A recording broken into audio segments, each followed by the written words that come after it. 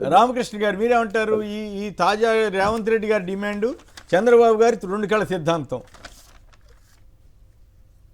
Sir, Chandrababu Naidu గారు ఉప ప్రాంతీయ పార్టీ అధ్యక్షుడిగా, జాతీయ పార్టీ అధ్యక్షుడిగా అది ఉప ప్రాంతీయ పార్టీ, సరే ఒక జాతీయ పార్టీ అధ్యక్షుడిగా కొనసాగుతున్నాడు. సో ఆ జాతీయ పార్టీ అధ్యక్షుడి ఇమేజ్ ని కాపాడుకోవడం కోసంగా రెండు రాష్ట్రాలు ఇంపార్టెంట్ అంటారు. అవసరమైతే తమిళనాడు, మనం చూసాం తమిళనాడు కర్ణాటకలో కూడా మేము పోటీ చేస్తాము అనేది ఆయన మాట్లాడుతూ ఉంటారు. సరే, ఆ విషయాన్ని పక్కన పెడితే, మొన్న మాల్యాల దగ్గర నంద్యాలలో మాట్లాడినప్పుడు అసలు రాయలసీమ సస్యశ్యామం అలా అవటానికి, రాయలసీమని అభివృద్ధి చేయడానికి తానే దోహదపడ్డాను, ఆ ప్రాజెక్ట్ అన్ని కూడా ఎన్టీ రామారావు గారు కలగంటే ఎన్టీ రామారావు గారిని పదవీచ్యుతుడిని చేసి ఆ ప్రాజెక్టులు కంప్లీట్ చేయడానికి ఎన్టీ రామారావు గారి చేతుల్లో నుంచి నేను ఆ పదవిని లాక్కొని ప్రాజెక్టులు కంప్లీట్ చేయాలనే ఉద్దేశంతోనే రామారావు గారిని దించేశాను అనే దీంతో ఆయన మాట్లాడడం చూసినప్పుడు ఏ రకమైన ఇంట్రెస్ట్ ఆయనకి రాయలసీమ ప్రాజెక్టుల పైన ఉంది అనేది కూడా మనం ఇక్కడ చర్చించుకోవాలి, ఆలోచించుకోవాలి. దాదాపుగా 15 సంవత్సరాలు సరే రాయలసీమ ప్రాంతం నుంచే రిప్రజెంట్ చేశారు.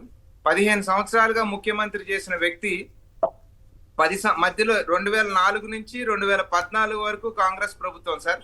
2004 నుంచి 2014 ప్రాంతంలో జలయజ్ఞం పేరుతో రాజశేఖర రెడ్డి గారి నాయకత్వంలో అనేక ప్రాజెక్టులు సమాంతరంగా అంటే ఉమ్మడి ఆంధ్రప్రదేశ్ లో సమాంతరంగా తెలంగాణ గాని, ఉత్తరాంధ్ర గాని, లేకపోతే రాయలసీమ గాని ఆ ప్రాజెక్టులు అన్ని తీసుకున్న తరుణంలో మనం చూద్దాం సార్. ఉదాహరణకి అంద్రి నీవానే తీసుకుందాం. అంద్రి నీవాని మనం ఏది కాంగ్రెస్ పార్టీ హయాంలో శ్రీశైలం నుంచి నీళ్లని అనంతపూర్ వరకు తీసుకెళ్లగలిగాం సార్. ఆ రోజు రఘువీరారెడ్డి గారి పాదయాత్ర ద్వారా నీళ్లను అక్కడ తీసుకెళ్లి విడిచిపెట్టినప్పుడు, ఈ రోజున్న పరిస్థితుల్లో అయితే కనీసం అంద్రి నీవా నీళ్లని ఇక్కడ మన తెలంగాణ విడిపోయిన తర్వాత ఆ నీళ్లు అక్కడ వరకు వచ్చే పరిస్థితి ఉందా అంటే లేదు. తర్వాత 2014లో చంద్రబాబు నాయుడు గారు అధికారాన్ని చేపట్టారు. అధికారాన్ని చేపట్టిన తర్వాత ఇమీడియట్ గా ఆయన కనుక దానిపైన ధ్యాస ఉంటే యాక్చువల్ గా ప్రాజెక్ట్ డిజైన్ ఏంటి, కుప్పం వరకు నీళ్లు తీసుకెళ్లాలి దాని ద్వారా. సో మరీ ముఖ్యంగా తన కాన్స్టిట్యున్సీకి ఉపయోగపడే ప్రాజెక్టు, దాన్ని ఏమైనా కంప్లీట్ చేయగలిగారా, దాని గురించి ఏమైనా ఆలోచన చేయగలిగారా? అదే విధంగా మళ్ళీ గాలేరు నగరి విషయానికి వచ్చినప్పుడు, అంటే రాయలసీమ ప్రాజెక్టుల గురించి గాలేరు నగరి విషయానికి వచ్చినప్పుడు కానీ, లేకపోతే గుండ్రేవుల విషయం, గుండ్రేవులు ఎక్కడుందో అక్కడే ఉంది. గుండ్రేవులు కంప్లీట్ చేస్తే చాలా అద్భుతంగా సస్యశ్యామలం అవుతుంది అని మాట్లాడుతూ ఉన్నారు గుండ్రేవుల విషయంలో కానీ. అదే విధంగా సార్ మనం గమనించండి, పోతిరెడ్డిపాడు హెడ్ రెగ్యులేటర్ ని పెంచి కాలువలు వెడల్పు చేసి నీళ్లు తీసుకెళ్లాలి రాయలసీమకి అనే ఒక ప్రతిపాదన వచ్చిన తరుణంలో అదే పార్టీకి చెందిన మాజీ ఇరిగేషన్ శాఖ మంత్రి దేవినేని ఉమామహేశ్వరరావు గారితో కృష్ణా బ్యారేజ్ పైన చంద్రబాబు నాయుడు గారు ఎంత ధర్నాలు చేపించి, ఎంత యాగి చేపించి అది జరగడానికి వీల్లేదు, రాయలసీమ కనుక ఎక్కువ నీళ్లు తరలించుకొని పోతే కృష్ణా గుంటూరు జిల్లా బేసిన్ ఎడారైపోద్ది, దానికి ఆల్టర్నేటివ్ ప్రతిపాదనలు ఉన్నాయి. ఎలా ఎడారి ఎందుకు చేస్తారు?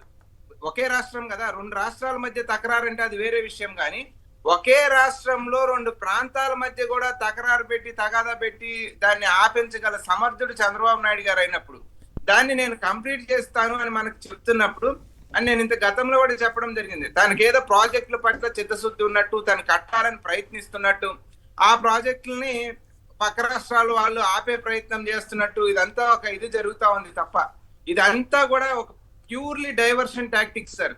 ఇవాళ మన అందరం కూడా రాష్ట్ర వ్యాప్తంగా క్వశ్చన్ చేస్తా ఉన్నాం, పోలవరం నీటిని ఏ ఎత్తు దగ్గర ఆపుతా ఉన్నారు? 41.75 దగ్గర పోలవరం నీటిని స్టోరేజ్ చేస్తా ఉన్నారా?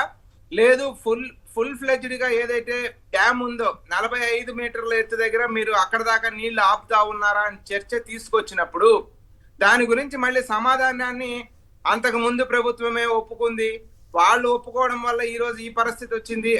అసలు సార్ ఇదంతా కూడా ఆ ప్రభుత్వమా ఈ ప్రభుత్వమా ఎవరనేది కాదు, కేంద్ర ప్రభుత్వం అనేది 45 మీటర్ల ఎత్తు వరకు నీళ్లు ఆపుకునే దానికి కట్టించి ఇవ్వాల్సిందే. కంటిన్యూస్ గా కేంద్ర ప్రభుత్వం, ఎన్డీఏ ప్రభుత్వం, నరేంద్ర మోడీ గారు ప్రధానిగా అదే ప్రభుత్వం కేంద్రంలో కొనసాగుతా ఉంది. సరే వాళ్ళు ఒప్పుకున్నారా, మేము ఒప్పుకోవడం కాదు కదా, బాధ్యత కేంద్ర ప్రభుత్వాన్ని, కట్టించి పూర్తి చేసి ఇవ్వాల్సింది వాళ్ళు.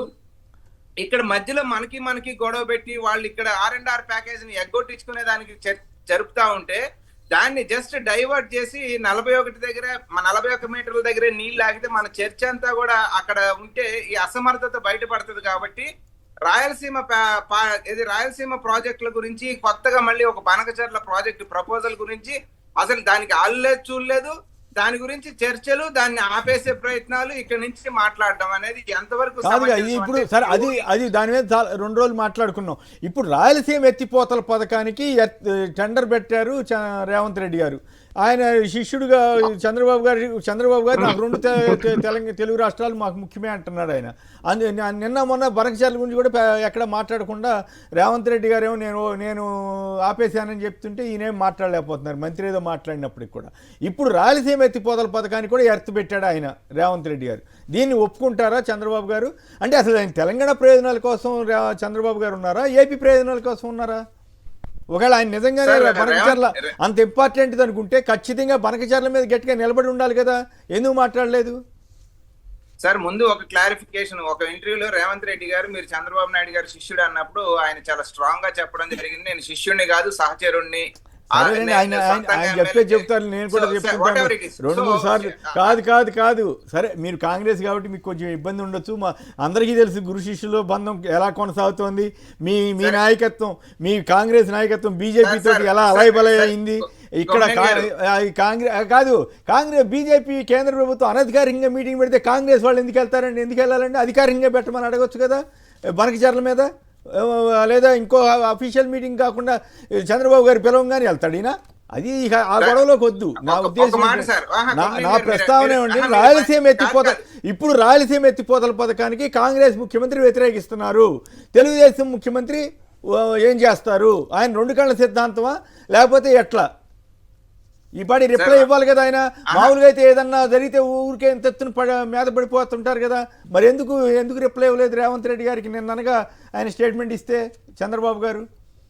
సరే, ఈ 2 రాష్ట్రాల మధ్య చర్చలు జరిగినప్పుడు ఏ రాష్ట్రం మధ్య అయినా కానీ, అదే గతంలో కర్ణాటకలో కాంగ్రెస్ ఉన్నా లేకపోతే ఇక్కడ తెలుగుదేశం ఉన్నా, అక్కడ కాంగ్రెస్ మేము నీళ్లు ఆపుతామన్నా కానీ డెఫినెట్ గా అక్కడ ఆ పర్వ్యూ మనం ఆ రాష్ట్రాల వరకే చూడాల్సిన పరిస్థితి ఉంటది.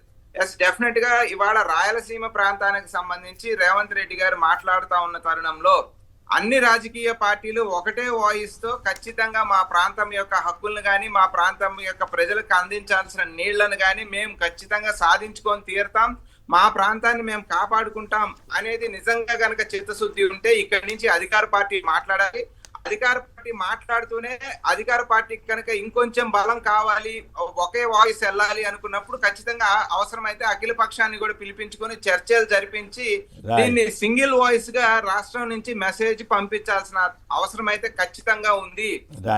ఎందుకంటే ప్రతి ఒక్కళ్ళు మాట్లాడతారు రాయలసీమ ప్రాంతానికి నీళ్లు లేవు, కరువు ఉంది, వెనకబడింది, ఈ చర్చ అంతా మాట్లాడుతూ ఉంటాం. కానీ నిజంగా దానికి చేయాల్సిన సమస్య వచ్చినప్పుడు, దానికి చేయాల్సిన పరిస్థితే వచ్చినప్పుడు పక్క రాష్ట్ర ముఖ్యమంత్రి అడ్డుపడతాను అని మాట్లాడిన తరుణంలో దీటైన సమాధానం మన రాష్ట్రం నుంచి మన రాష్ట్ర ముఖ్యమంత్రి మాట్లాడాలి. అఖిల పక్షాన్ని పిలిపించి అందరినీ ఏకతాటిపైన ఒకే వాయిస్ ఇప్పించాల్సిన ఆ బాధ్యత కూడా ఇవాళ రాష్ట్ర ప్రభుత్వం పైన ఉంది కొమ్మినేని గారు.